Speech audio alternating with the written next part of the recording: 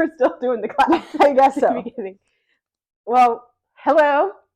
Hello. We're back. We are back. We're so excited to be back. And we're together. Look, we're in the same room. Yes, we're in the same room. But if you've never listened or watched our podcast before, I'm Amber. Welcome to the #Twin Life podcast. Unfiltered. Yes, unfiltered. We're doing a whole rebrand.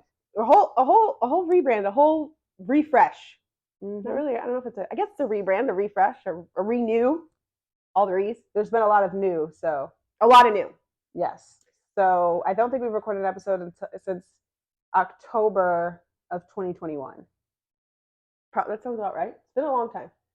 I looked at our Buzzsprout feed. Thank you for people who've been listening to our podcast. Yeah, for the last couple years. If you've still been listening to the podcast, we haven't recorded a podcast in over a year. Yeah, and people still listen. So you're awesome. You guys are shout out to you. Shout out to you who've been listening to our podcast. Yes, or if you just found us somehow. Yeah, that's magically cool too. From our Instagram or whatever. Which, I mean, that's great. So we're gonna get back to giving you guys more content now that we reside in the same home and the same city. Yes. We'll be able to do, if you don't already follow us on Instagram, please feel free to do that. But we've been trying to put a lot more content out there. Yeah. Both of us doing stuff. Yes. It's a lot easier when you're in the same place. Yeah, it is a lot easier. It's a lot more fun, I feel like. Yeah. Too. So, but let's see. What's new? Lots new. I think there's more new for me, so I guess I can start. I mean, there's a lot of new. Let me start because there is more new for you, but there's a lot of new for me. Okay, go. I had a whole child. Yes, you did have a whole child. Since the last time we recorded, it's literally probably been 18 months since we recorded because I found out I was pregnant in November. We hadn't recorded for a long time before. Yeah, but the last episode we put out was in October. So very shortly after that, I found out I was pregnant. And then we just kind of laid off the podcast. I wasn't feeling very good. And then I think we just kind of got busy and kept pushing it out. And then we just were like, well, okay. And we had a whole, a bunch of stuff going on. I don't even know if we talked about it on the podcast, but we had this whole thing going on with a podcast network that we were going to go with. And then it ended up not being for us. And then, I don't know. I think for me, that just kind of killed the whole vibe. Yeah, I think we just needed a break and really to just feel like we could do, we just wanted, I think we were trying so hard to fit into this little box of what we thought we needed to do for the podcast and what we thought we needed to present and what kind of content we wanted to do. And I think what we really want to do is just be ourselves. Yes. Yeah. So yeah, I had a baby, which was great. We did a lot of traveling. We did a cross country. If you follow us on Instagram, then you probably have seen all this stuff happen in the past year. But in case you haven't, we'll leave our handles and everything in the description or in the show notes so you guys can find us. But yeah, we did a whole cross country trip, which was super, super fun, except for the fact that I was sick the whole time. Yeah. We actually went to visit you when you were in Indianapolis. Yes. Or Indiana. Yes, Indianapolis, Indiana. Oh, yeah. Indianapolis, Indiana. Yeah, when you were in Indiana. I wanted to say Indy, but I was like, does Indy stand for Indiana or does it stand for Indianapolis? I'm pretty sure Indianapolis. Yes. Indianapolis. Okay. Indy is, I learned all the things about being a person from Indianapolis, but there's really only one major city in the entire state, so there's not really a whole lot to it. But I learned what a Hoosier was, which isn't a real word, but it's basically Isn't it Hoosier? Yeah, Hoosier, and it's basically just what Indiana people call themselves. Oh, yeah, I didn't know that. Yeah, and it's even when you look it up, there's really no reason. There's no there's a bunch of lore. This is so random. There's a bunch of lore around, where did Hoosier originate from? If you ask a different person in Indiana, people that are born and raised there, they'll give you a different answer. But yeah, I was in Indiana for a couple of years. Okay, so yes, she was in Indy, so we went to visit her, and then we also went to New York. So all in all, it was 55-ish hours there and 55 hours back, and I was sick the whole time. And you got stuck in a snowstorm. We got stuck in a snowstorm, which was 2 snowstorms because we got stuck in a snowstorm in Syracuse, an hour outside of where Derek's family is. And then we got stuck in a snowstorm on the way back in Arizona, in the Arizona mountains. So, yeah, sweet. Phoenix loved the snow, so he was happy, but I was just ready to get home because I just wanted to get in my own bed and rest and incubate a child. But so then he was born in 2023 in August. And he's awesome. And he is 9 months now. He is so loud. He has 4 teeth. Yeah, squish. He has 4 teeth. But the 5th one's coming in. He is just on the cusp of walking. I feel like he is working on it right now. But yeah, pretty soon he'll be walking. I assume he'll be walking before his 1st birthday. So yeah, I'm sure you guys will hear all the details about planning a 1st birthday because I kind of want to make it a big deal. And Derek was like, "No, I don't want to make it a big deal." And then exactly that face. That's totally not him. I'm like, "What do you mean you don't want to have like a big?" He's like, "I'm not gonna remember." And then I threw it by him like 2 months ago, and he's like, "Of course we're gonna have a huge 1st birthday." Okay, so, anyways, hopefully the weather is good. But the basic idea is just have a barbecue, but a big one, like a bunch of people. So, anyways, so there's that, and then we've moved. We now live we live in the same city. We moved down the street from where they down the street. Phoenix is going into 2nd grade. He finished his whole year he finished kindergarten, because I guess last time we were recording he was still in kinder. And he finished 1st grade. Now he's going into 2nd grade. And yeah, we are not in the ends of a pandemic anymore. I know, gosh. 2021 October, we were still in it. It's so funny because we started our podcast basically like right as the pandemic started because we just were like, well, if you're going to do it, you're going to do it, right? So that's kind of everybody's like mindset in 2020. Yeah. And so we started the podcast, and then like so much is just, it's crazy how it's only been 3 years and how much different the world feels than it did then. Yeah. And how much like stuff has happened. Like Ashley got a whole certification. Like she's a personal trainer now. Yeah. And like I started a new job. I lived in Indiana for 2 years, and then into my relationship and moved here with Landon, and now we live here with Ashley. And like I started this new job in like this field that somehow magically I got into when I was in India, and now it's like sustaining my life, which is just so crazy. And yeah, I mean, I hope you guys can't hear this. I literally have a baby monitor sitting by me, and it's like got the sounds on. I can't hear it. Okay, I guess because it's so close to me, I just hear like the static noise, and I'm like, hopefully you guys can hear it. We'll know after this, and they'll know. But I have to have for the future. I have to have the baby monitor on because I have a baby. Yeah. If he starts crying, I have to go up 3 flights of stairs. And it is nighttime, so we are sitting and recording at nighttime, which is nice.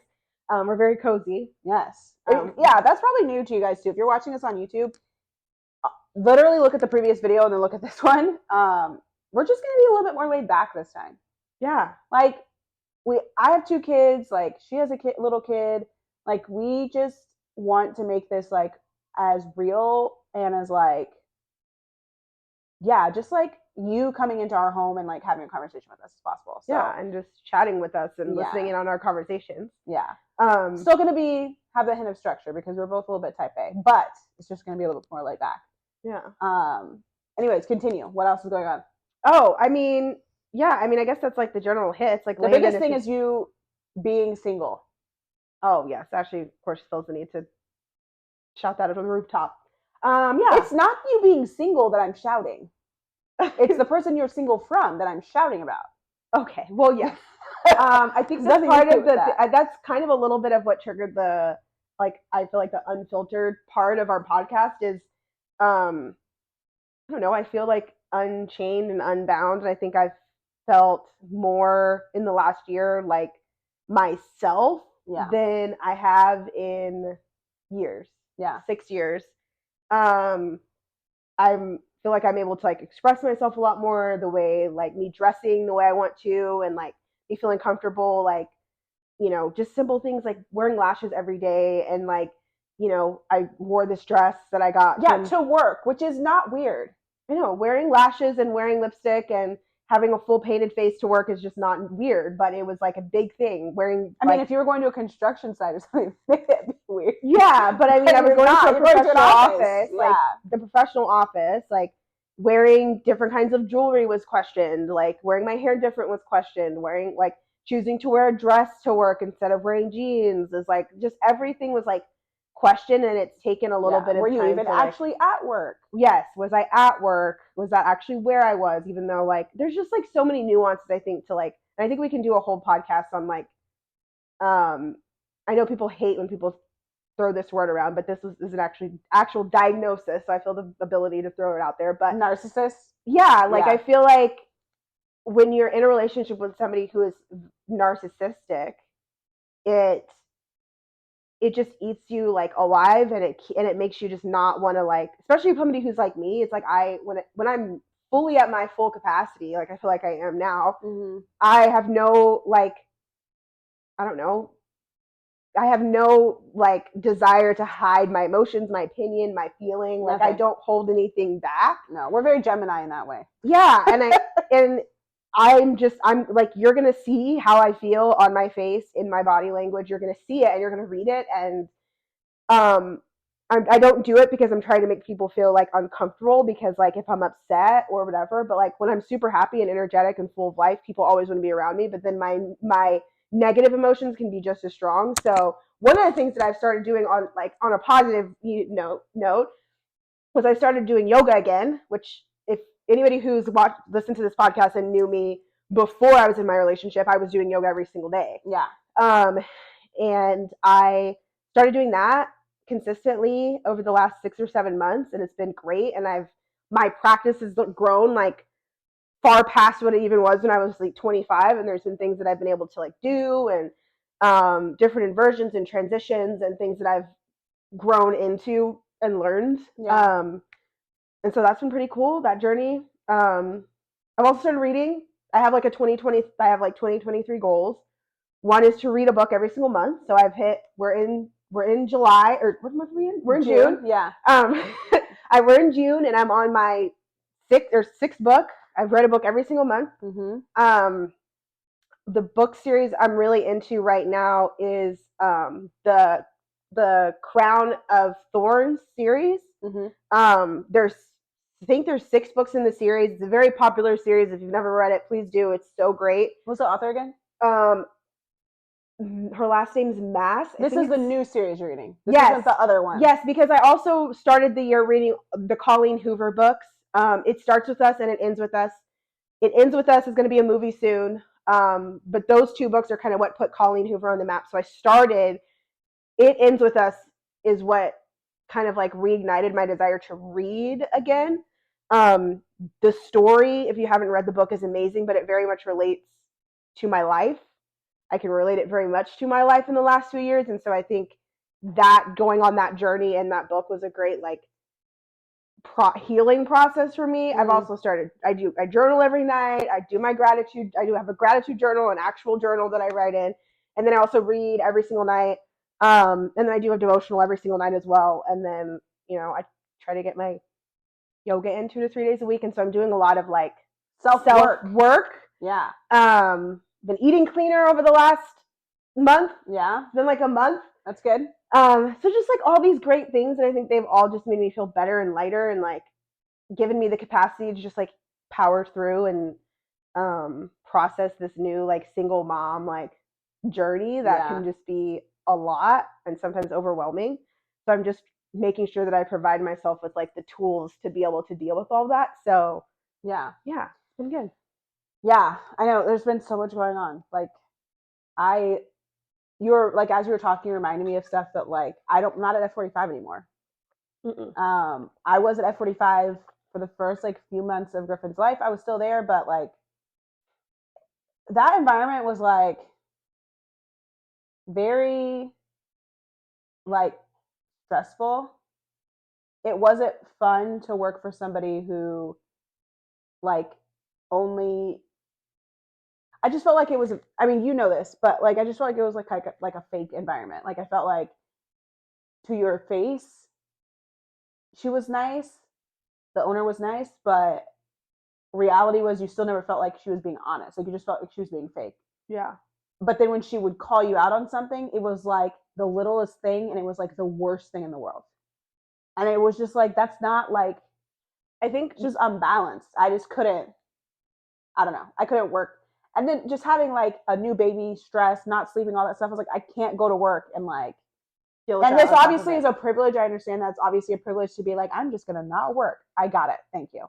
But I couldn't work in that environment anymore. And I also, childcare is a big issue. They don't have any form of childcare for me there.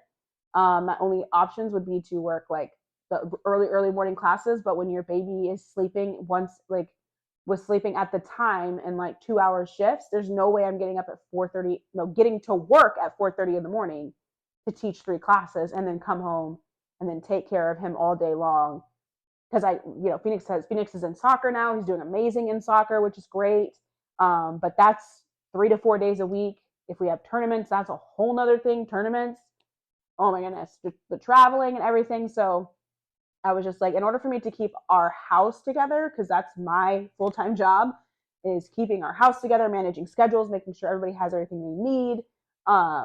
I couldn't add work on top of that anymore with taking care of 2 little ones. So I feel like once Griffin's like 3-ish, I feel like my feet are under me a little bit more.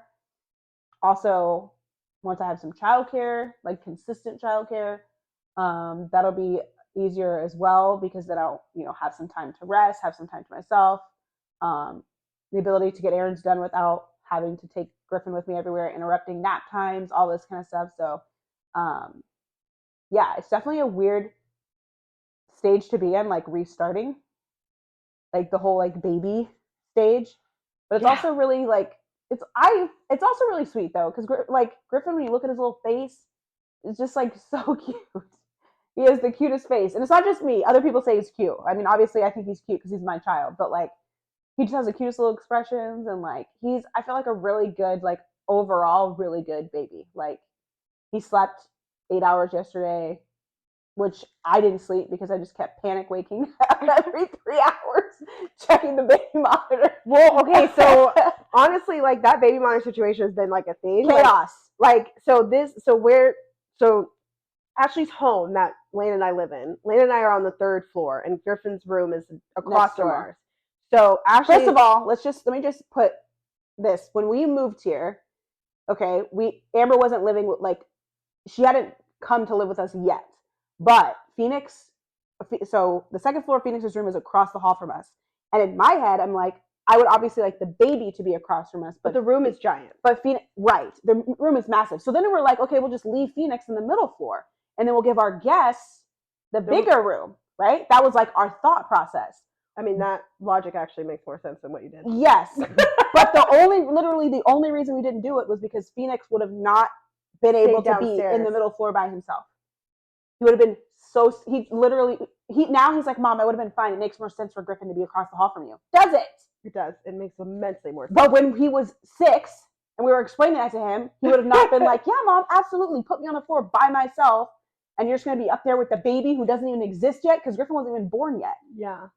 So right now it's not that. No, it's not. So it literally, makes no sense. The situation makes no sense, because it's like 2 flights of stairs up from the middle floor to the top floor.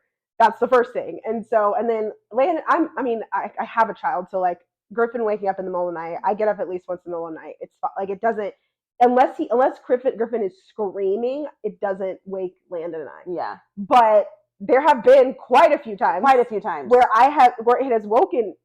I have awoken to Griffin screaming. Yeah. And I'm like, I kind of just like sit there, like patiently, just like wait it out. Mainly because I don't want to get run over by Derek in the dark. Yeah. So, and like it is, because it's just very dark in that hall, and dark. And if Derek comes, like he hears Griffin, and he comes barreling up the stairs, like, I mean, I'll just get taken out. So I'm just like, let me just wait. Like, I'm sure somebody's heard him. Then if I wait a little bit too long, then I like send a couple texts out, then they call, like, like I do all the things. And if no one answers, I don't hear anybody come upstairs, then I go in there and I bring Griffin downstairs. But it's definitely happened, like, there's only been maybe 2 or 3 times I've actually had to take Griffin downstairs. Yeah. But there's been definitely more than that I have called or texted or whatever. And like, it's just so far upstairs. It's so far. Like, you cannot even hear, like, we're downstairs and we're talking pretty freaking loud. There's no way they can hear us. If we tried to call Phoenix from down here, I'd be screaming, and we'd have to be screaming for him, and he probably would faintly hear our voices. And his room is just like literally above this room, like it's like above the kitchen. And if his door is closed, yeah, there's just no like there's AC fans all the way. Like it's very sound like the sound stays where it stays should. on. It stays where it should. Sounds contained. Yes, it's very contained. So yeah, like, and you know what's funny about this? Like, I wish I had this TikTok because I would play it, but like, it wasn't, or was it real? One of those, I don't know. But this mom was basically talking about like the relief of waking up with a full night's sleep and then looking and your baby monitor is dead. Yeah, that's exactly it's a real fear. And like and the comments were very supportive. A lot of the women were just like, yeah, it's happened to me. They're fine. They'll be all right. They're safe in a crib. I mean, it's probably the best. This is going to sound terrible, but it's a pretty solid, good. It's a pretty good like sleep training situation. Yeah, but so what they were saying was like, obviously you were exhausted. Because like last night, I didn't sleep straight through the night. You know what I mean? Because I mean, obviously I was tired, but I wasn't so exhausted that like a train could come by and not wake me up. You know what I mean? So like I can imagine being that tired and just, you know, not the baby monitor is just so the couple of times it's happened has been so we have an outlet. This piece of advice. Get an old-fashioned baby monitor that works on radio. Some people say don't do that because then some people can jump on your monitor. Newsflash, not that many people use radio now, unless you work by a construction site. You're more likely to get your Wi-Fi hacked into than you are a radio monitor now. Most people use cell phones to communicate, even in like communities. You call their phone. You don't radio them. Okay, that's the first thing.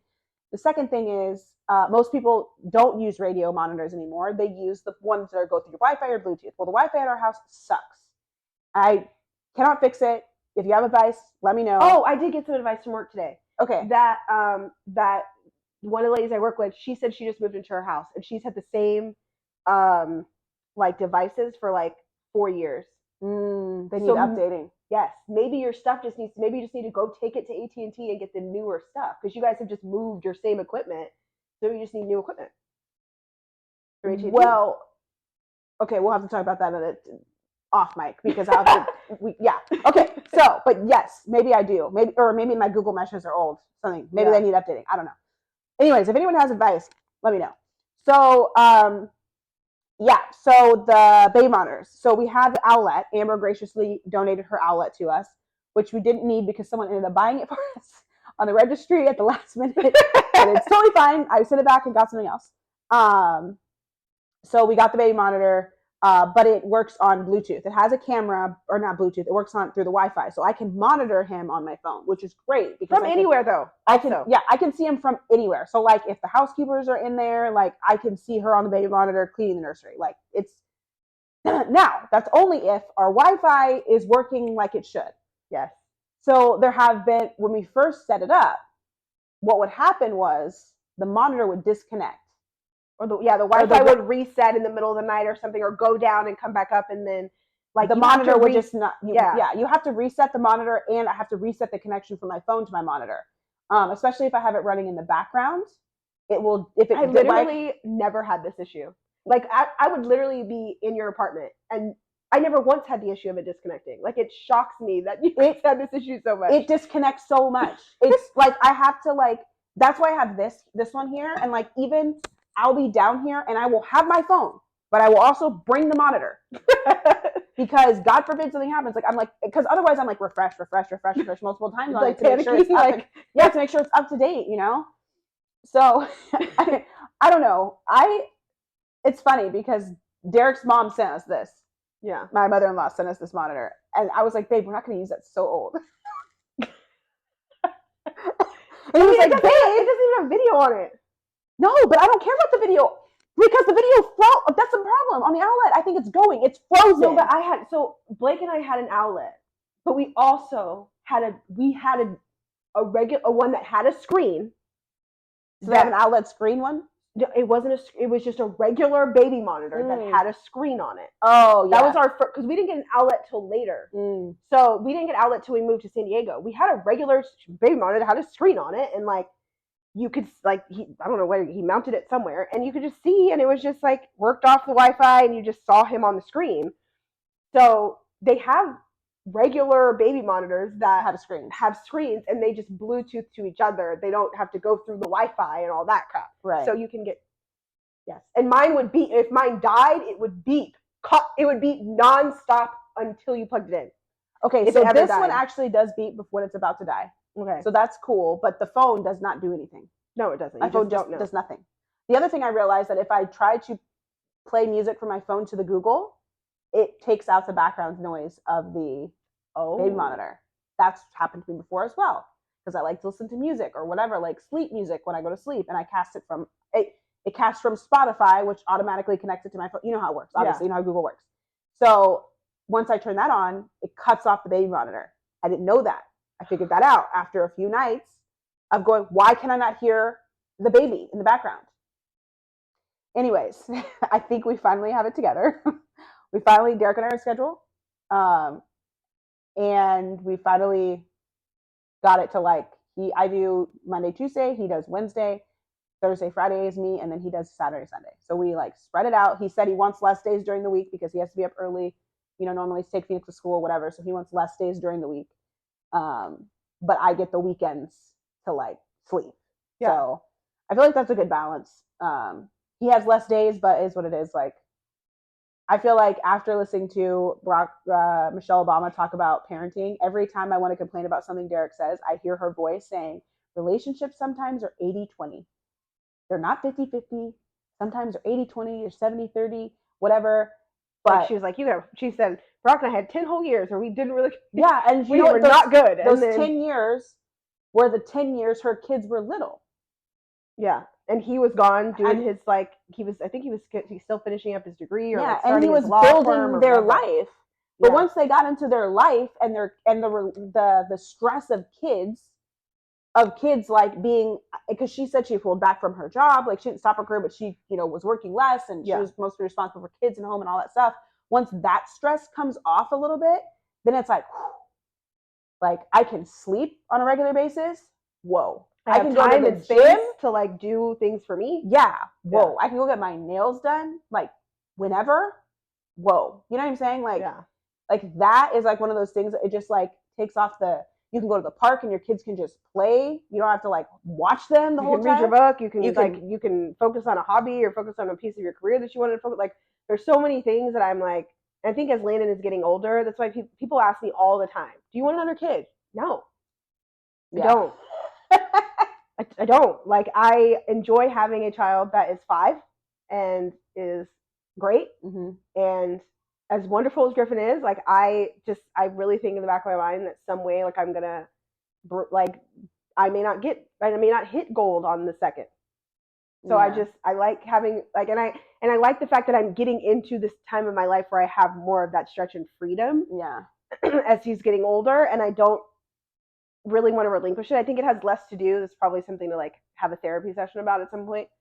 But like, I think it has less to do with having kids and less to do with me wanting to give up like control and power of my life, because having a child, you relinquish a lot of your control of your life and responsibility of your life onto the person you have that child with.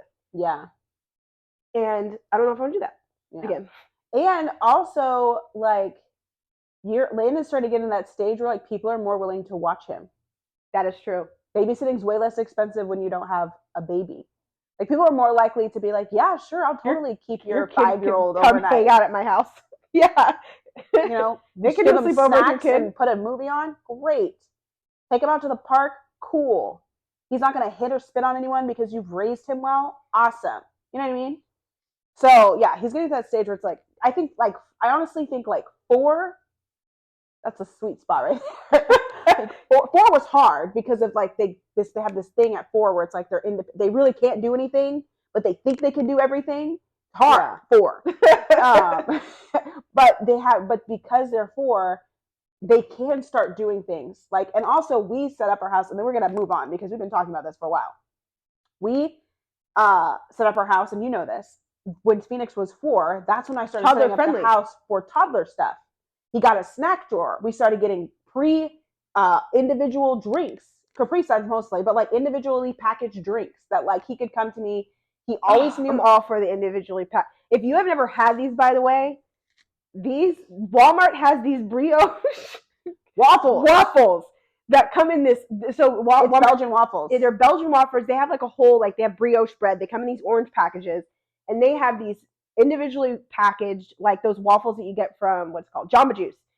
And when I tell you our children tear those up every day, and I just it's a quick breakfast. It's not like a Pop-Tart or whatever. And like, anyways, pre-packaged snacks are like key for toddlers for sure. And we try to I try to get ones that aren't like horrible. Like we have like no, we don't do Twinkies. We don't do no, we don't do any of that. Yeah, we do we have Smart like granola bars, granola bars. Pop.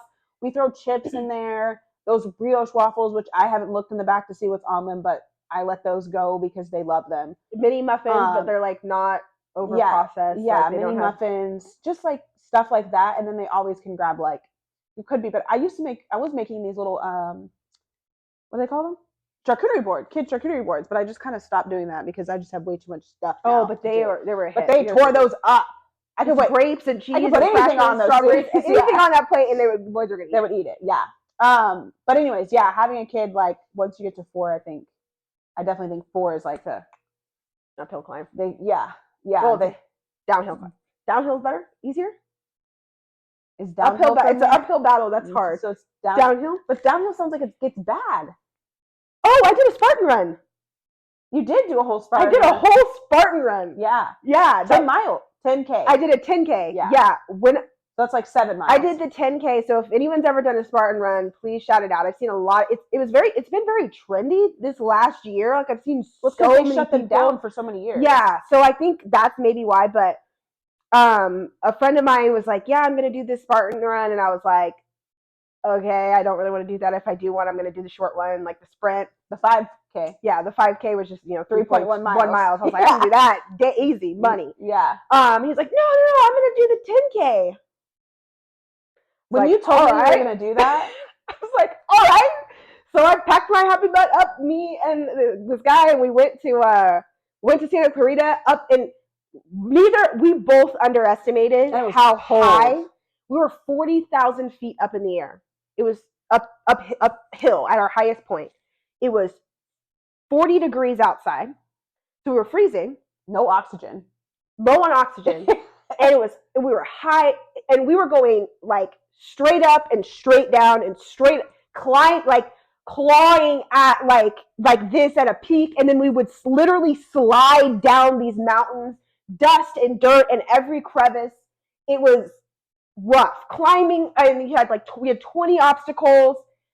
I feel like even the people that did the Spartan race, like from what you said, didn't realize how rough. Oh no, there were so many people that were like veterans. You could tell that they do a lot of Spartan runs, and they were like, "This is why I only do the indoor Spartan runs, or this is why I only do the ones that are in the city because it's flat and you're not going up." Man, it was a rough life, but I did it. Yeah, you did. So yeah, you did. Okay, cheer for me doing the Spartan run. I want to move to our. Yeah, okay, so we're going to start a new segment. I don't have a name for it, but we're going to start it. Where Amber's going to talk about, she talked a little bit already about what she's reading. And I want to talk about what I've been playing because I've never talked about this before on the podcast, I don't think. But I would say like, I'm not a huge gamer. I'm probably like, because, okay, the people I consider huge gamers are the people I watch stream who like really know stuff about like the actors and the this and the games, okay, you know what I'm saying? Yeah. Like they study the music and I am not that, and I don't play games for the sake of playing games. I'm not a person that's just like, oh, a new game, I'm going to play it just to see if it's good. No. I stick within my niche, okay? I love Final Fantasy games.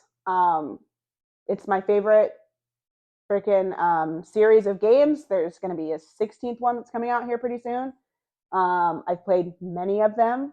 The most popular ones I played 7. I've watched a few of them. I played 13, 12, 13, 2, 10, 10, 2. I played a lot of them. So I didn't play any of the ones 1 through 6. I played 7. I played 7 remake. I played the expansion, all that stuff. So, yeah, I'm a huge Final Fantasy fan. And then every once in a while, I'll branch out and try to play something else. Amber's got me playing Breath of the Wild. Woo, so good. I played it. So good. So the second one just came out. I literally only conceded because I've heard so many people who are streamers of Final Fantasy say you have to play Breath of the Wild. When I tell you, Ashley has gotten so irritated playing this game. Like, we'll be doing like the simplest stuff, like climbing up a mountain, and she will be so. We have to do it like 5 or 6 times. And like, Twin, you cannot just climb up this mountain. She's like, it's a lot harder than it looks. And I'm like, okay. But I think it's harder because Breath of the Wild's so open world, and like you're so much of an RPG person. And I'm a linear RPG person. Yeah. Okay, so like the first open world game that I've ever played, really, is Harry Potter. There are games that are what they call like semi-open world. No, Final Fantasy 14 I played. I'm sorry if you're an online gamer, you like playing with people. I hate having to interact with actual people in games. I hate it. I don't want to talk to you. I want to play my game. I only want to interact with CPUs or non-person characters in the game. I don't want to talk to actual people. I hate it because video game people are mean. Okay? Yeah. Reality, I just think they're mean, and I don't want to be yelled at. And especially if you're a female gamer, I'm not trying to be harassed on the video game. I'm good. I'm just want to play the game and enjoy the story and cry by myself when my favorite characters die. Whatever it is. Anyway, so the first open world game I played was 14, and that's like extremely, extremely open world because they expanded. The game has so many expansions. It's ridiculous. The world like started like this, and now it's like huge, like because they keep adding on whatever. Which is cool because people like the story never ends. It's so great, blah blah blah. But I'm like, ugh. I kind of want the story to end. I kind of want the story to end. I like the story to have like and then I'll replay the whole game again. Anyways, but that's not why I don't like Final Fantasy 14. The story is great, but I hate that I can't progress the story without having to interact with actual people. I wish I could progress the game without having to talk to people. That's what I wish. Yeah. And play with people. So that's my own personal thing. Anyways, so that's why I haven't played games like that. I haven't played like World of Warcraft or freaking what's the one, Fortnite. Like I don't play those kind of games. So anyways, yeah. So I played that. I played 7. I'm playing your game right now, Breath of the Wild. The new Zelda just came out, so if I enjoy Breath of the Wild, maybe I will play Zelda. Who knows? But since Griffin's Born, I played 7 again. I played 10 and 10-2 again. Kingdom Hearts. I totally forgot about Kingdom Hearts. I played Kingdom Hearts 1. Yeah. Phoenix is yelling at me because he says I need to get done with Kingdom Hearts 2 so I can play Kingdom Hearts 3. But I got stuck somewhere in Kingdom Hearts 2, so I've been avoiding the game. So in the time I've stopped playing Kingdom Hearts 2, I've also played Forspoken, which was a new game. That's when you just finished. Right? I would give it like a 6 out of 10. I will not play it again. I think it was a good story, but the main character didn't like endear me to her enough for me to want to play it again.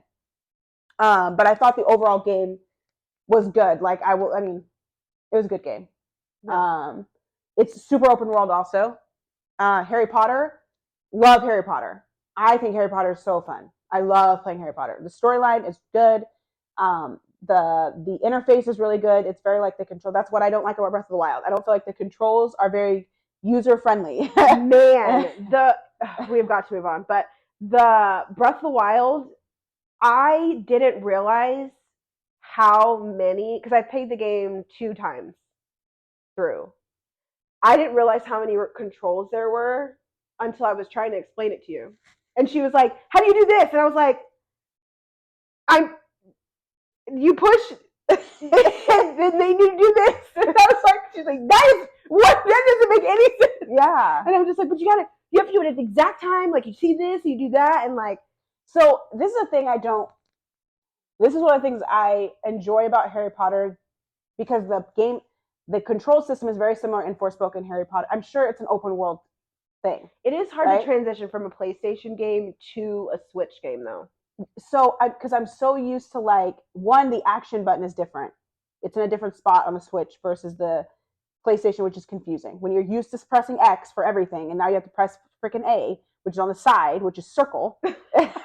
It's very confusing, and my brain takes a little bit to switch between controllers, which that does for everybody. Everybody has to Adjust. do that. Yeah, most people don't play 2 games on 2 different systems at the same time. You're just asking to stress your brain out, to stress yourself. But yeah, so I was trying to. So what I like about the Harry Potter game, Harry Potter. Again, if you haven't played that game, play it.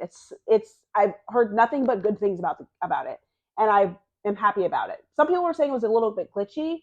I haven't found it to be glitchy, and they also did an update recently. Apparently, they've added loading screens. I don't know why. That's the only thing I've noticed differently is that there's loading screens now that there never were before. So maybe they put the loading screens because people were saying it was glitchy, so they added loading screens. But I never had that issue. The transitions for me were always really fast. Maybe your internet sucks. I'm just saying. Oh yeah, your PS5 is taking up all the internet in the house. Okay. Oh anyways, okay, so let me finish with Harry Potter and then we'll move on. But Harry Potter, the controls are very user friendly. The only thing I don't like is that there's multiple spells and you can set up different interfaces for the spells. But there's way more than 12 spells in the game.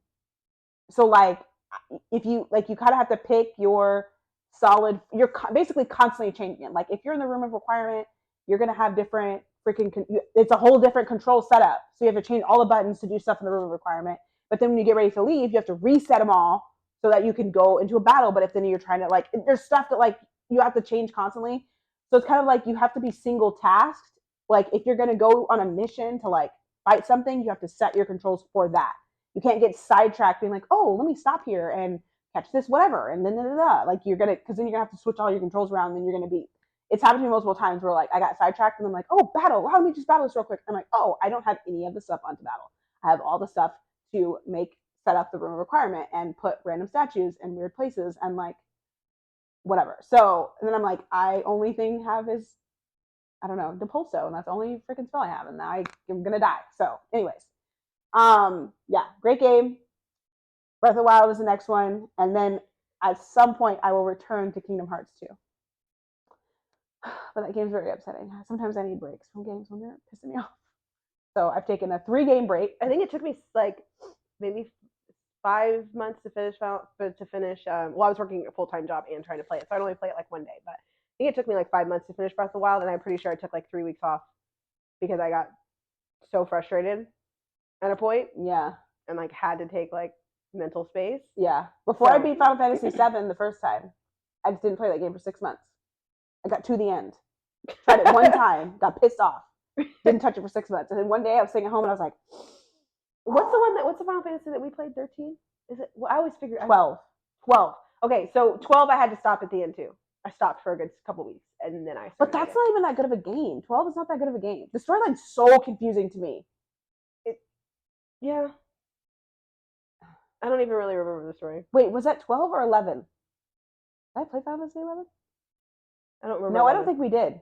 I don't think I played the game between 10 and 12. 10 and 12. Because you played 13 and then, okay, we're moving on. So anyways, that's what I'm playing. I will keep you guys updated on game stuff. If you find it interesting, great. If you don't, I don't care. I want to talk about it. So we're going to talk about it on the podcast. Yeah, we'll talk about, I'll give you guys an update on what I'm reading, and then she'll give you guys an update on what she's playing and what she thinks of the games, and you guys can check them out. Yeah. Okay, so what we're going to do is every other week, we'll do TikToks one week, and then we'll do Reddits the next, right? Yes. So this week, we're going to highlight a couple TikToks that we saw. We'll discuss. Yeah. I've been taking a break from TikTok lately, even though Amber sends me 5 TikToks a day and Derek sends me 8 TikToks a day. No, I'm the queen of. And then you both are like, "Have you watched my TikToks?" And I go on there, it's 15 messages. I'm like, okay. So then I just watch all these videos. I've seen many TikToks that are TikToks are friend homework. Yes, they are friend and relationship homework. Friend and relationship homework. It's you didn't watch the TikToks, but I try to watch them as soon as someone sends them to me, because if I don't, I'll rack them up, and then it'll be a disaster. But I don't have the notifications on TikTok. Well, honestly, the main things that I get are reels for some reason. I send the TikToks, but I get more reels sent to me, which is annoying. Okay. Because I don't no offense to people who like reels, but I like TikToks better. Okay, so Ashley hasn't heard this TikTok yet, and I didn't play it for her. So you're going to get my live reaction. Yeah, okay. Hold on, are you going to be able to hear it if I play it? You need to hear it. Yeah, I should be able to hear it, I think. Okay. All right. Let's make sure that we get the sound. Where's the mic? Okay. All right, go. Woman, unpopular opinion. We live in a world where a man has to be financially stable just to date a broke woman. Unpopular opinion? We live in a world. That's Okay. the whole TikTok? That was the whole TikTok. What's the caption say? The caption says, Where a man has to be financially. okay, so he has a caption on the video. It says, unpopular opinion, we live in a world where a man has to be financially stable just to date a broke woman. I have a lot of opinions about that. Yeah, wanna so go we'll get first? into them. I will, but I want to read some of the comments. Oh, okay. Yes. Comments is the best part. Wait, no, let's say what we thought and then you can read the comments. Okay. Because I feel like it might skew my opinion. Might skew your opinion. Okay, Yeah. go. So I think it's very interesting because as a stay-at-home mom, I would technically fall under the category as a quote-unquote broke woman. I don't bring in any income into the house. When Derek met me, I was broke, but I did bad story. I mean, I was working a full-time job. The full-time job just didn't pay my bills, so it's just reality of the situation I was in. But well, it did pay my bills, but I had no money at the end of the month. $12, I think, at the end of the month. Yeah. And I had, goals of progressing or whatever. So I don't think that it's not fair to say like you have to be financially stable to date a broke woman because one, men don't require that of women. Men don't require women to be like, oh yeah, I own my own house. I have no debt. I make $100,000 a year. I have a career where I travel and I'm this. Like, yeah, they don't require that of women. No, they marry waitresses and nurses or not nurses, waitresses and people that work at Walmart or whatever. Like they're complaining about women who are quote unquote not broke. Yeah. That makes sense. So it's like, I think that it's a weird, there's like, I mean, you can start, if you start from like the beginning of like, I mean, not the beginning, but what we consider like kind of like one of the prime times of patriarchy, right? When it first like 1900s. Where women literally, they created laws literally preventing women from being able to you couldn't have jobs. You couldn't have jobs. You couldn't have a bank account without the man's signature. You couldn't even get divorced without their agreement. You were just stuck being married if you decided you wanted to divorce you. Yeah. You like your sole contribution to the world was babies, and you didn't even really run your own house. You had a staff that ran your house, so you would sit and just be like basically an item sitting there knitting, and like you had to learn all these talents that were basically just to put you on display and like earn you this man who in reality didn't really care if you knew how to play the piano forte or if you like were well read or any of that. Like often they didn't care. Like in movies now we portray that time period that the man that wins the woman, like in Pride and Prejudice, like Jane Austen had this mindset that like she wanted to portray the men that the women in her stories wanted to be men that appreciated her talents and her mind and all that stuff. Jane Austen also died alone. So she created these fictional women that she could never be because of the society that she grew up in. because those men didn't exist then. So it was either she stay single and never be able to find a man because if she married, she had to give up her writing career. She couldn't have a full-time career. She couldn't do any of those things. That being said, men created this whole world where we couldn't do any of that stuff. So then to come back, and obviously this guy wasn't born in the 1900s, like, yeah, right? But like to come back and be like, complain about stuff that like the men before you created this environment where women couldn't. And then now men have the audacity to complain that now that women have the ability to like do all these things, like they don't want to marry the woman that has like, that makes $300,000 a year to the full-time career runs a company. Those are 40, 50-year-old women that are single because they don't have the time, or these men want all this attention, or there aren't very many men that are single that are in that tax bracket because a lot of these men, in order for them to thrive and grow, that's why the owner of Amazon, what's his name? He just got divorced from his wife, but she helped grow. He's getting married? Apparently he's marrying the girl he cheated on his wife with. But she gets half of Amazon. She helped build Amazon. He would have to credit a lot of his success to his marriage to his wife. Yeah. Now they're getting divorced now, but a lot of the powerful men in this world have powerful women as their partner, and they grow in life. And like women have this ability to help refocus men. That's why like a lot of times when you're single men's homes, their lives are freaking like just out there. Like their house probably a mess, or they have a great place that's either staged by somebody that they are never at. They have a housekeeper that does all the stuff. They're traveling a lot. They're never home. Their fridge is empty.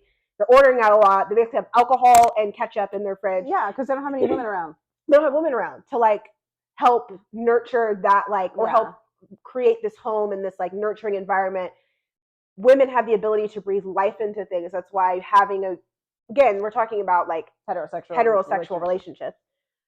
Women were created to be able to bring life into relationships. So when you're in a relationship with a man, you breathe life into their life. So that's what women bring to the table, is the ability to breathe life into their partner's life. And I've heard a lot of men say this, but like the most powerful men in the world usually have a woman by them. They do. Whether on the come up, whether or not they keep her when he gets there, okay, fine. But on the come up, the most powerful men in the world are most powerful because they stayed together with a woman. We just talked about Barack Obama.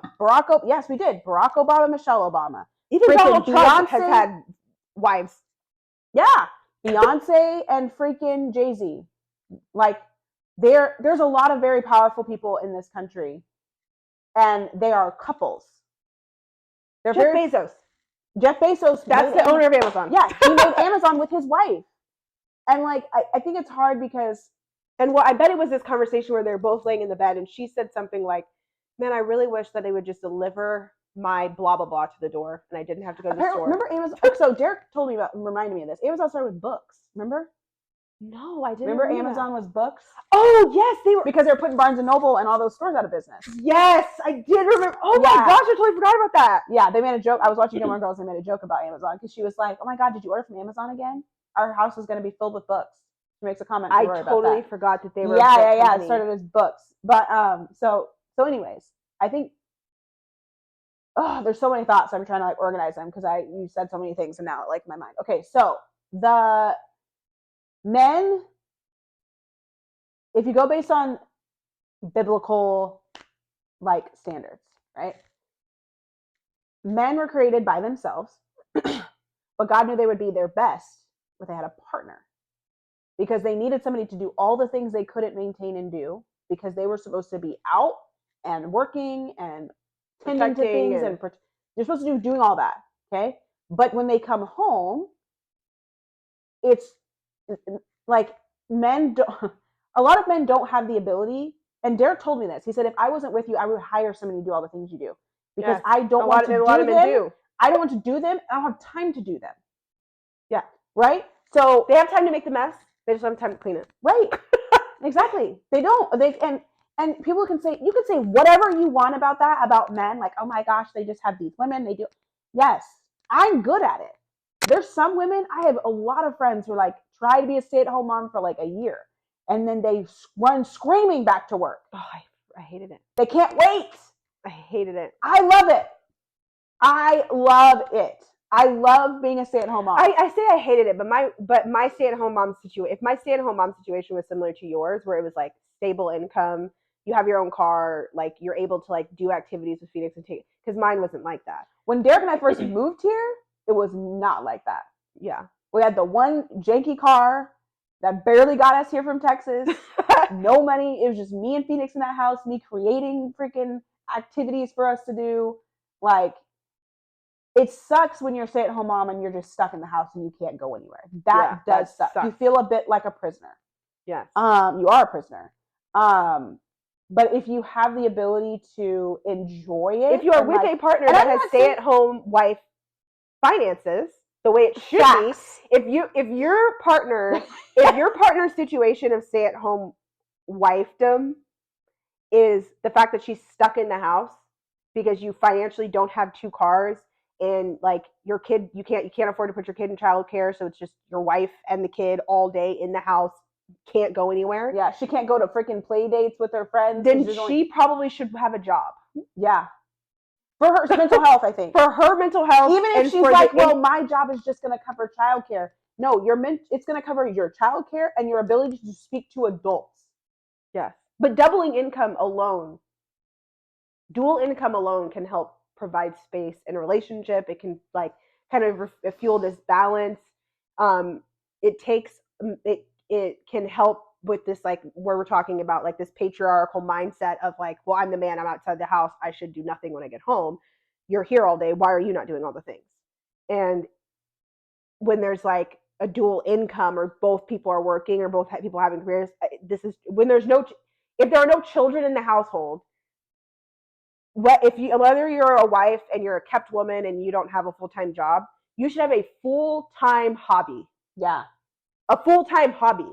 So if that's it, you just want to volunteer, or you want to create a foundation, or you want to, I don't know, be a yoga instructor or be a personal trainer, or a full-time something that develops like Jesse, like you have a full-time something that's like your passion, a full-time passion project, not even a hobby, a full-time passion that you are putting your energy and focus into. Yeah. And the man can still provide and take care of all the things, but you're not just sitting there waiting on him to return every day. Like,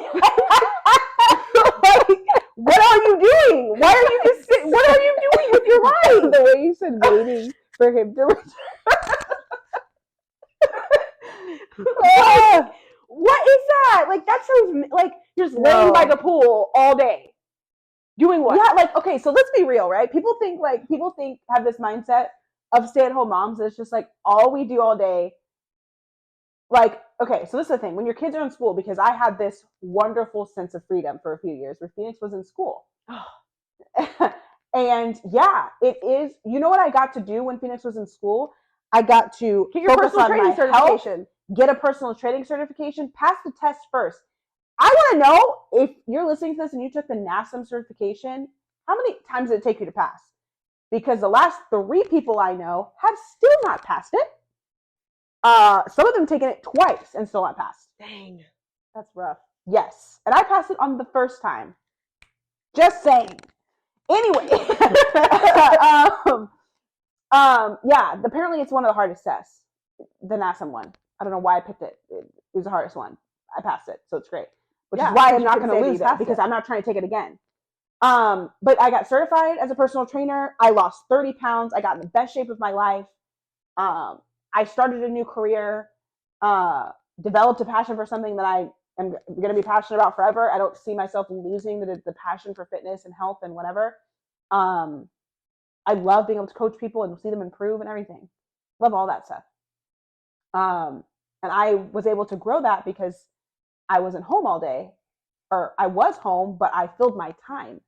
It wasn't just me like, hair's done, nails done, spa, this and that. No. Yeah, you're scheduled for the week. Hair done, nails done, spa, facial. You can do all that one day. What do brunch, you do? You do that the other 7 days. But I don't even have brunch. I don't have friends who are stay-at-home moms. Yeah. They're at work. I don't have stay-at-home mom friends. Like, I don't have somebody that's like gonna hang out with you all day. Yeah. It's like gallivanting through the mall with. Yeah. Who am I doing this with? So yeah, I don't have people that are just like, I mean, I have some friends, but like my one friend, she's about to go back to work. So it's like, I'm not going to have my friend to go walk, and at 11 o'clock in the afternoon, So I'm going to have to, but it's good because I get the stuff done at home that I can. That's the one thing about having a baby at home, is that the stuff that I used to be able to do more efficiently, I can't really do because he just follows me around and cries all day. That's a really fun age. Walking around and crying all day is just my favorite stage. Anyways, this shall pass. Yes. So yeah, but no, stay-at-home moms are not just sitting around waiting for the men to come. Like, if you are in that stage, that's rough. You have to feel miserable. Just waiting on your husband to come home so you can be like, here, take this, and then walk and then run away. You know what I'm saying? Yeah. Like, you don't need to be like that drained. Now, are there days where I'm drained like that? Yeah. There are days where I literally, Griffin's looking at me like, I really want to go to sleep. And I'm just like, great, you can sleep right here because I'm not putting you in the bed. But I'm also not. But you're like, I don't want to walk 4 flights of stairs. Yeah. To put you in the bed for you to wake up half a second as I'm like on my tippy toes, shoulder laying you in the bed. Yeah. Looking at you, hoping that you don't say anything with your arms stuck. Exactly. Like this. And then you just like shimmy it. Yeah, out from underneath him. He's actually getting better with being put down now. I can put him down a little bit more aggressively now, and he just. I've been getting pretty good at putting your son down. Yeah, I will say I'm quite proud. Yeah, and so he's a good sleeper though. Like, he's Like, and when he's tired, he goes to sleep. Phoenix did not do that. No. Griffin will be like, please, I'm tired. And then you're like, okay, bottle, asleep. That's all Landon was. Great. But to wrap up what we were talking about with yeah, I think it's just obviously it's an absolutely ridiculous freaking. Okay, let's see the comments. Oh yeah, that this guy posted, like, it's ridiculous. But yeah, men. Okay, so I think to sum up, like, to say that you're a man that has their shit together to only find a woman who doesn't is. Now, are there women who don't and men like to find these women? Yeah, but then raise your standard. If you want a woman who's not, quote, broke, then don't be freaking Captain Save-A-Ho. Like, yeah, find somebody who has something going for them. But also then don't complain when she doesn't have time for you. That's the only thing. Like, yeah. Just like you're busy, you don't have time. If you find somebody who's on that same level as you, who has a career and like they can go on vacations because they can pay for them, this and that. They also, men are needy and they like attention. Yeah. And if you don't have time for them, they want to be pouty about it and like act like jerks, or they go and like those situations where like you're like, how does Beyonce get cheated on? Because she doesn't have the time to nurture Jay-Z's ego on a consistent basis, and he just found somebody at the moment that nurtured his ego. Yeah. And devil's advocate, if the roles were reversed, one wouldn't tolerate that. Women aren't, well, take that back. That's not true. Women date broke men all the time. All the time. So, like, it's. But I will say, I would rather date a broke man that is kind and sweet. Yeah. That is working on whatever they're trying to reach, than date a person that has money that's an ass. I think that's the different, gender aside. Okay. If you're dating a girl who's quote unquote broke, but she is passionate about something and driving to something, and a man is broke and he's driving to something, and you can see his passion in him coming up, then okay, great. Or the woman coming up, great. She's like, I am working at this restaurant right now, but I'm going to school, or I don't really have a lot of extra money right now, or I'm working at this restaurant, I'm doing this because I really like, I'm trying to start my own restaurant, I'm trying to start a hair business, or I'm trying to, like, I just got out of whatever it is. She's driving to something, then great. Now, if she's not, or he's not driving towards anything, then yeah, let's not pick that person. Yeah. Figure out if they're driving to something, but don't get on the internet and complain. Yeah, and honestly, this fool, like, I want to be like, what do you do, sir? Yeah. And yes, men protect, provide, women nurture and build and create. That's what we do. So if you don't want that dynamic, chances are you're not going to get a woman. You're going to get a woman who is on her come up. And some women just go on the come up until they find a man and they drop that. They're like, great, I never wanted to do that anyways. I was just doing that because I had to eat. Yeah, I had to be an adult. In the meantime, pay my bills. Yeah, before I had children. Yeah, I had to eat in the meantime. Like, cool. Yeah. Yeah, I have 4 degrees. I don't plan to use them. I plan to raise children. And then 20 years later, retire. I mean, there's a full concept in a culture like that. You literally, your kids, like in the 1%, the women in the 1%, unless they start businesses, but the women that are raised in the 1%, they go to college to meet a man who is also in a family that is in the 1%, so that she can make babies to be further in this 1%, to continue the legacy, and she supports and she uses her brain in the pillow talk, and she represents this man well, and she raises her kids to be contributing human beings to the family business or whatever that is. That is a cultural thing that is passed down to people. That is, and it's still in the patriarchy, where like women, your job is to go to college only to get educated, only to put you in the same room with somebody that's going to be in that space. You're not going to college to get your degree. You're not going to college for whatever. Even though women fought to go to college to learn stuff, then the man used it. You go to college just to meet a man. You know how many TikToks I've seen of all these women getting mad at these women for like getting mad at these women who fought for us to be able to vote and work and do all this stuff. We're like, we didn't want all this. We still wanted to stay at home and be caregivers. And like I feel like a lot of our generation is so like yes, we like it's like we want to be able to if we want to, but we also don't want to don't want to have In to. theory, I think women would love the ability to be 7 people and be able to do all the things we wanted to do. I would love to be able to get my yoga certification, but it is a 200-hour course, and I have a full-time job and a child. I can't afford to pay $3,000. I'm telling you, To get- just get your personal training certification, and you can do that at your own pace, and you don't have to do that in person. But then I have to do a yoga certification But you could do a regardless. shorter one. Okay, apparently I'm gonna have to study for my NASM test. This is another off the mic conversation. Yes. But I'm saying, like, when it's just you, it is, and your child is young. Now, when Landon gets older, it allows more space for me to do those things. But when he's young, my mindset right now is, how do I create an environment for him to thrive at this age? Mm-hmm. So I'm thinking, I want to put him in baseball. I want to do these things. Anyways, side topic. I'm gonna read some comments. Okay, let's read the comments. Let's see. Make your mind up. What's okay for us to do? Exactly. So this one says, so if they both broke, who's gonna pay for the meals? Okay. Then when a woman makes more than you get insecure and want someone else. Exactly. That's what we're saying. Exactly. If you can't afford to, you don't have to date.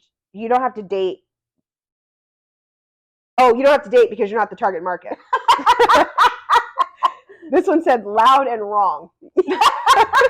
Exactly, loud and wrong. But for having a relationship with kids, how otherwise should it work? Or you want to be pregnant and send women to work? That's what I just said.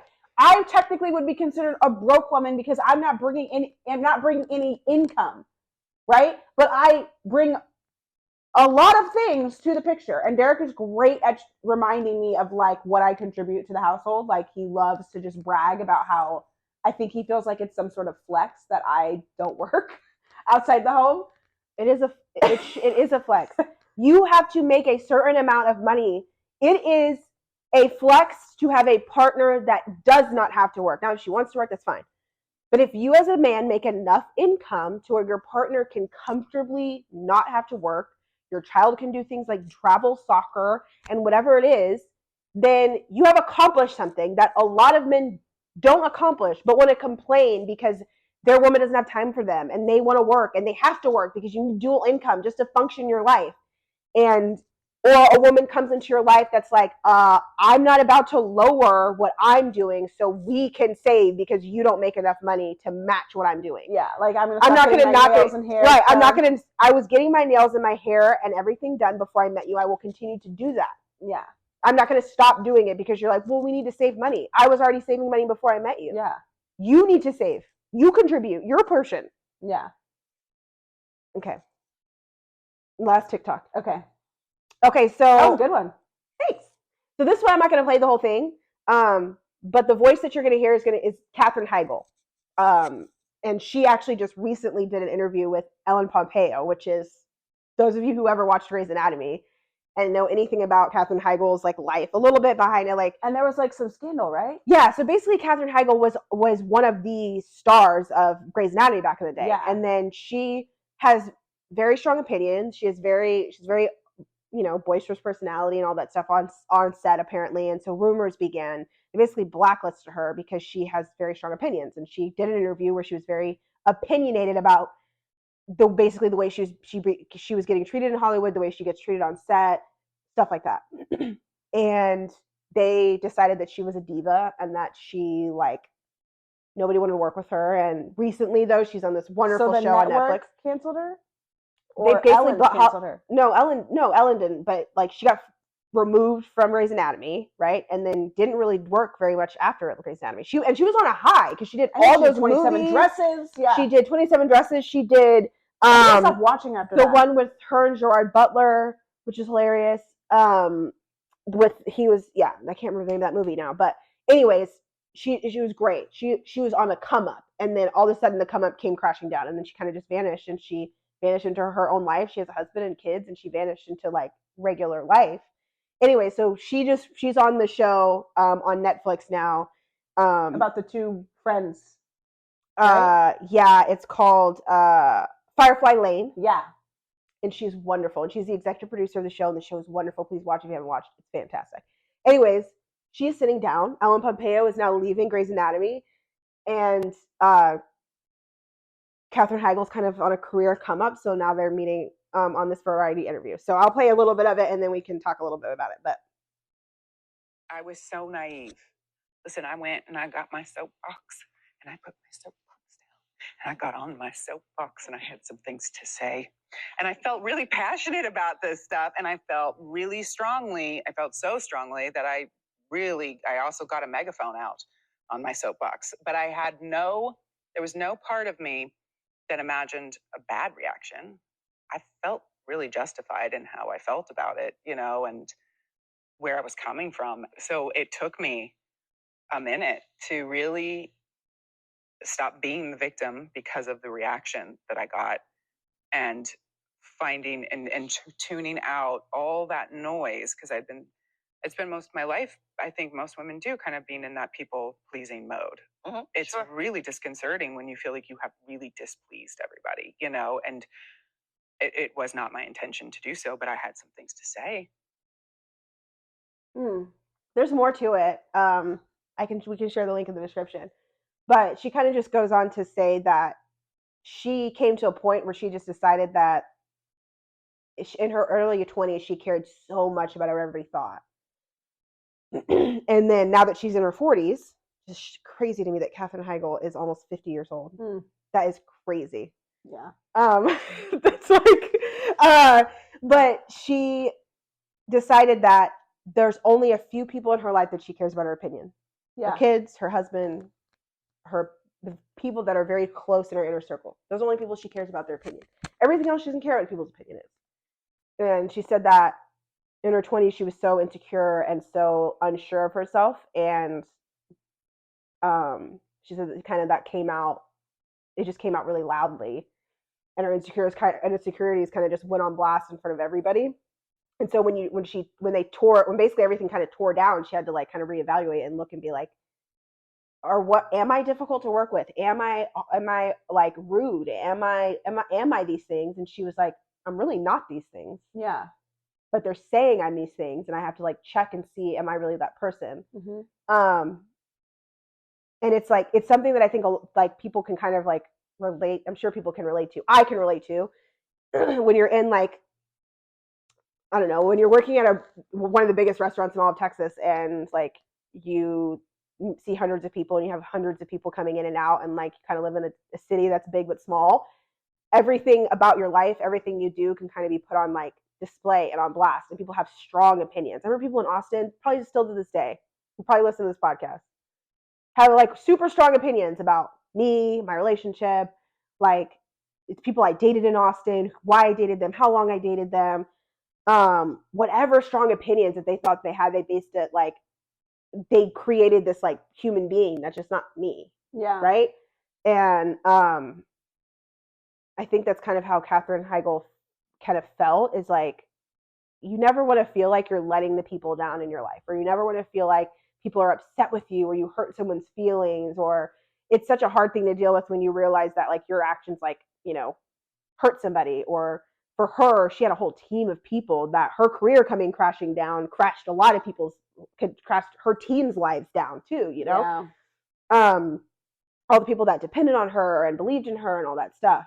I think that's something that as like a woman, when you're holding up your life, which often you are holding up your life, holding up someone else's life, it's important to just remember strongly about who you are, the things that are true about who you are, the things that are like true to your heart, true to what you believe, and not letting other people's negative opinions, people that don't even know you, really don't know who you are, don't know your conversations that you have with your partner in the middle of the night, don't know your true heart. Yeah. And they have all these thoughts and opinions about something they don't even know. And that's like a very common thing we have right now, especially with social media being so big, is people have very loud opinions about other people's opinions that aren't their opinions. And I listen to a lot of podcasts, and there's been a few podcasts lately that have irritated me because people want to say because you don't agree with my opinion, you're a horrible person. And I feel like to a certain extent, yeah, if we're talking about the difference between like thinking a whole group of people should be murdered and a whole group of people is better than a whole other group of people and shouldn't be able to live like humans, okay, fine. Yeah, that person's a horrible person. But we're talking simply about like, I don't know, people are going to come for me for this probably, but like simply saying like, my religion doesn't think that gay people should get married. That's my religion. It's not just Christianity. There's a lot of people that don't believe that.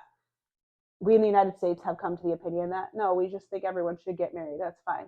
Whatever. Cool. Like that seems to be the majority opinion. Well, at least the opinion that's projected is the majority, is that everyone agrees. Yes. Right? So if you say something to the contrary to that, then people say that you're a horrible person. It doesn't matter who you are in the rest of your life. Because you have that one opinion, you're the worst person in the world. And like I said, you can't say, well, what if you think, I'm not talking about genocide, Nazis, racists. We're not talking about that.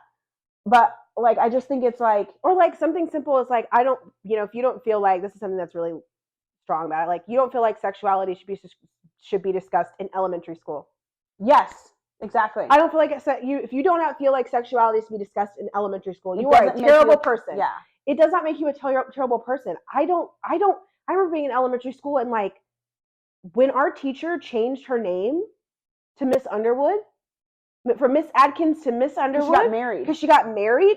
We literally had no idea. Like we didn't have a grasp of the concept of. She just one day was Miss Adkins to Miss Underwood. We didn't know why. Like she didn't tell us about her partner. She didn't tell us anything about her sexual. She could have been married to a woman for all I know for all these years. Well, in a relationship because at the time she couldn't have been married. Yeah. But legally, but like that for all we knew, we never met her husband. We didn't know anything about that.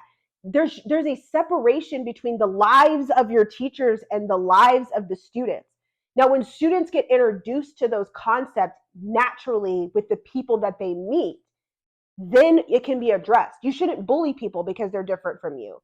If a person that identifies as a boy wants to wear a dress to school, let the boy wear a dress to school. As long as that makes if his parents feel comfortable with it, as long as it's not breaking dress code, let him wear whatever he wants. It's the same as if kids want to wear pajama pants to school, which I think is absolutely outrageous. But if that's what they want to do and their families and their parents feel comfortable, it's not hurting you or anyone else. Yeah. I feel like as long as what you believe does not hurt anybody else, I'm fine with it. Like, I'm also fine with you not sharing that same opinion that I have. Yeah, just you don't have to have the same opinion as me. That's fine. Perfect example. The tipping. Oh man, this is off of this. This might be a podcast. So we were at a child's birthday party because that is my life these days. Yes. Our lives, children's birthday parties, and we got a conversation with a woman who is we would consider like Phoenix is friends with their kids. They have 5 kids. She's friends with their kids. We see them at drop off and pick up. We see them at multiple birthday parties because all of our kids are friends with the same kids, all that kind of stuff. So we got sitting down, whatever. And there was not a lot of drinking at this place. I think we had 1 drink. So we weren't intoxicated having this conversation. And we just simply said that, oh, I have to go pick up my groceries from Walmart after this, my grocery order. And she was like, oh, well, why don't you just have them delivered to the house? And I said, oh, I don't want to have to tip the extra like $20. I'd rather just go pick them up, And then like I have free delivery, but you still have to tip. So I might as well I was like, we're going to drive by there anyways. I might as well just pick them up, whatever. And so she's like, oh, I don't tip the delivery drivers. You tip the delivery drivers? And I was like, what do you mean you don't tip the delivery? Okay. She said no. She said she doesn't really tip them, and if she does, she tips like $3 or $4, something like that. Yeah, she had a specific like math about it though. Like it was like $1 for every certain amount. Every 50, I think. Yeah, $1 for every 50. That's what it was. So her husband is right there. He does not agree. They've been married for a million years, like 15 years, something like that. They've been together for longer. They've been together for longer. He doesn't agree with her, and he just kind of sat back. And let us just debate it. Let us debate this because he is under the belief she is wrong. So he tips on her behalf and has secretly and tips, has their and she whole was like, relationship. Yeah, and let's just put this out there. That's a deal breaker for me. Oh yeah, I actually had a conversation about it at work to ask because one of my bosses, her mom was a server her entire life, raised her on waitress money. Yeah. Okay, and I asked her, I was like, if you started dating again, she's in her 60s. I was like, if you started dating again, would that be a deal breaker if somebody didn't tip? She's like, there's absolutely no way I could be with somebody who didn't tip. Like, why would you not? As people that were in the service industry our whole lives, the concept to me, and we have very strong opinions about this, which is the point, and we spent a good solid 45 minutes we didn't even debate it. We just had a conversation. We're trying to get our understanding about it. I still don't. I still adamantly don't agree because her reasoning to me was very like F the capitalist United States government and like the way things run here. And she's like, I mean, I donate, like I'll tip people in TJ because they don't get paid, and I'll whatever, but I'm not going to do that here in the States because they get paid too much, is like her mindset around it, right? And she's like, well, why would I tip somebody for, I was like, they're giving you a service. Yeah. I was like, do you not valet? She's like, no, I would never valet my car. Okay. I was like, oop, I shot too high. Valet. And I was like, well, let me skate down to like, do you just tip like the person who washes your car? I never go get my car washed. And she's like, well, I never really eat out. I'm like, all right. So then don't ever go. I was like, so you don't. And she was like, well, if a restaurant can't afford to pay their staff enough money to live on, then they shouldn't be open. I was just thinking about that right now because I knew that's where you were going with it. That the $15, because the minimum wage in California is $15. Shoot it down, piss on it, whatever you want. Okay, it's $15 here. It's also extremely freaking expensive to live in this state. A one bedroom, if you don't know, look it up. Google how much a one bedroom is in San Diego. It's like $2,800. For one bedroom, one bath, and you will be happy to have AC and laundry if you like wish really hard. And that was just minutely affected by inflation. Yeah. It was already dumb expensive, okay? Yes, they get paid $15 an hour. $15 an hour is also what the people at Chick-fil-A that take your order in the drive-thru get paid. So if that's the 16-year-old, 17-year-old, 18-year-olds, if that's the service you want, then go through a drive-thru. You are tipping because you're expecting more than just somebody to hand you your food. Yep. If you want somebody to just hand you your food, you go eat at a restaurant. If you don't want to tip, you go eat fast food or you cook at your freaking house. But somebody who's waiting on you at a restaurant, she tipped her hairdresser. Cleans. We should have asked her that. She probably would say no. Cleans up after you leave. Somebody prepares your food. They bring it to you. They bring you anything you need. Ranch, condiments. You don't even have to get your own freaking beverage. And God forbid they forget your napkins and all hell's going to break loose. But we don't want to tip them. Anyways. So yes, we feel very passionately about this. Yeah, to back up. That said, yeah, we get done with this conversation and she's like, you guys are just going to hate me after this. I was like, no, honestly, I don't. Like, we have a strong opinion about it, but we managed to have this conversation. I just know I'm never going to go to dinner with her. Oh, yeah. We're not going out to eat. We're never going out to eat. Mm-mm. You're not going to catch me being like, you're not going to catch me being the person that, like, is at a table with somebody that doesn't tip. Oh, no. Like, Also being black, just to be fair, people already expect us to be shitty at restaurants and to not tip well. Yeah. So I'm not about to put myself in that situation where now I am with somebody who is one of those people. And I know I'm not. Yeah. And Derek and I have already had situations where we don't get good service. And I've told him it's because I've had this conversation recently and I was like, I'm not going to, oh, baby Griffin. Oh, we have to take a pause for the baby. Okay. So he had kicked all the blankets off himself. Oh, okay. And he was just crying, freezing. He was cold? Yeah. A nice box upstairs. Yeah. Okay. So yes, we had gotten really fired up about the whole tipping situation. But I think basically what we were saying was just like if we go back to what Katherine Heigl was saying, I think that like in business, like women, especially when they're young, you're not respected for your opinion at all. Especially if you have the audacity to say it loudly. Say it loudly or say an opinion that contradicts what people would consider like the norm, or especially in Hollywood, for you dare to express the fact that like Sophia Bush, like She is very strongly opinionated. Or right now, oh gosh, what's her name? From Even Stevens back in the day, Christy Carlson Romano. She lives in Texas. Again, another person that just went back and went to their normal life. Mm-hmm.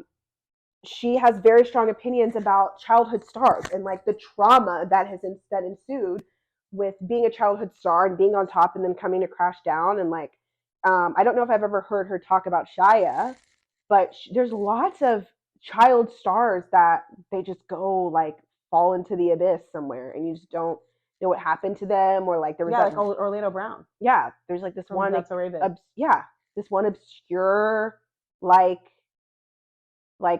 post where like, oh yeah, such and such passed away, and you're like, wait, from that movie that we saw when we were kids back then? Yeah, you just found out Lee Thompson Young died. Yeah, a while ago. Yeah. I mean, it's just the ones that didn't die were the ones that disappeared for those like formative years, like between like 15 and 20. They were gone. Then they came back as an adult. But even like the girl who played Lucy on Seventh Heaven, she's disappeared. And when we watched her on that one show, she still clearly has a lot of therapy to work through. So like there's lots of things that they deal with and they go through these crazy ups and downs. And even if they stay famous, one of the top things that these celebrities do is they get sober. Miley Cyrus is now sober. Christy Carlson Romano is sober. Justin Bieber, Demi Lovato, like they choose as soon as they decide to be sober. Lil Bow Wow. Oh, I didn't know that. He was on a show the other day. So he's like, yeah, you know how not fun it is to go to a club when you're sober? He's like, I just don't even be there now. he's like, and honestly, I realized how much of an introvert. I need to find this link, but it was a TikTok I saw, an interview that he did, and when he was saying like, I didn't realize how introverted I was until I stopped drinking. He was like, I didn't realize that I relied so much on alcohol to like allow me to be the life of the party and to keep up that big like character that I was all the time. I mean, even when we met him, he was quiet. No, yeah. Romeo. Quiet too. Both of them, like I don't remember being Bow Wow, but when we were at Romeo, he's quiet too. Yeah. He poofed off the face of the earth too. He's doing stuff. Kind of out there. Kind of. But his dad was not going to let him. No. No. I think that's another thing too, is like a lot of Lindsay Lohan.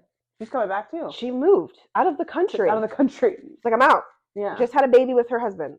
They live in somewhere, France or Germany or somewhere. They were out. Good for her, because I wish Amanda Bynes would have done that. I know, Amanda Bynes, that's another one. Yeah, and she just stays in the news. And I think, and Demi Lovato has just been doing this with her life and her gender and her music type and all this stuff. And Miley Cyrus too, like went on this growth journey. And I think the thing that helped Miley is she has really good parents. Mm-hmm.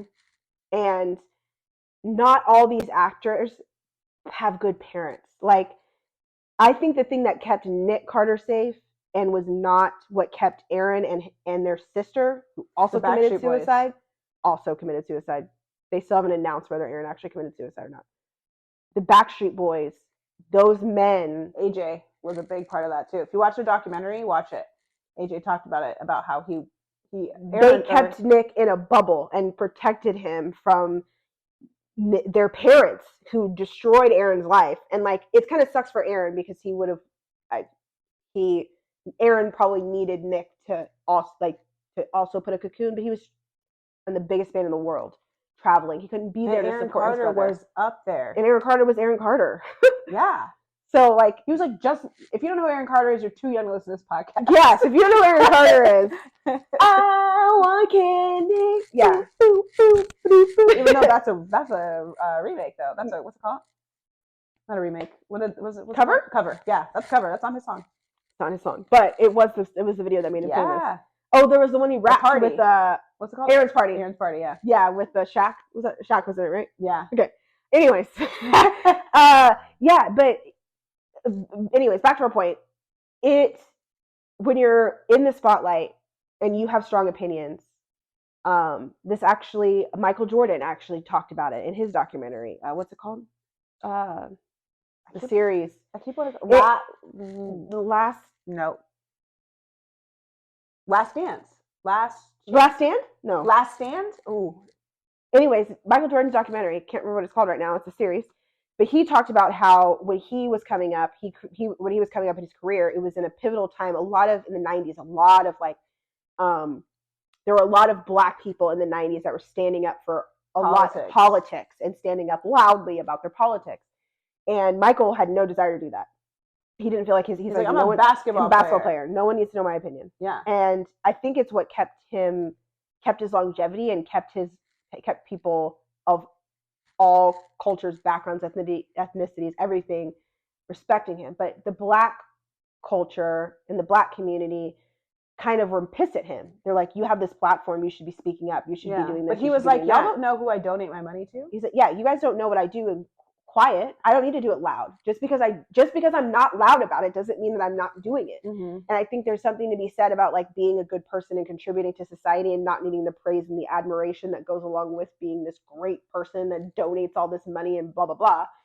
And so he was doing things quietly, and I think that's kind of where Katherine Heigl had like a switch. Was she had this platform and she felt like this mindset, which I think gets a lot of celebrities in trouble, that do not fall into the trap of thinking because you have a platform that you have to speak up about everything. Yeah. Not everybody's going to agree with your opinion. So you have to, which is one of the things I love about TikTok.